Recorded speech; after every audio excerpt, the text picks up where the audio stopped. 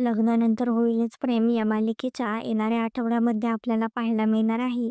नंदिनीने जीवाकडे पुन्हा एकदा डिवोर्स हवा आहे हे सांगितलेले असते. जीवाला ते ऐकून खूप मोठा धक्का बसलेला असतो. नंदिनी जीवा हे त्यांच्या डिवोर्सची केस घेऊन कोर्टामध्ये आलेले असतात. जज साहेब त्यांच्या केसचा निकाल देत म्हणत असतात, तुम्हाला कायद्यानुसार 6 महिने तरी एकत्र राहावे लागणार आहे. तुमच्या नात्याला वाचवण्यासाठी ही मिळालेली शेवटची संधी आहे असं समजा. जीवा आणि नंदिनीला 6 महिने तरी एकत्र राहावे लागणार आहे. जीवा आणि नंदिनी तिथून घरी निघालेले असतात. तेव्हा रस्त्यामध्ये पाऊस येतो. जीवा आणि नंदिनी पावसामध्ये भिजत असतात म्हणून जीवा गाडी थांबवतो. तेव्हा नंदिनीचा पाय घसरतो. जीवा नंदिनीला पकडतो. जीवा आणि नंदिनी एकमेकांकडे पाहत असतात. जीवा आणि नंदिनीचा हा एकत्रच पहिला पाऊस असतो.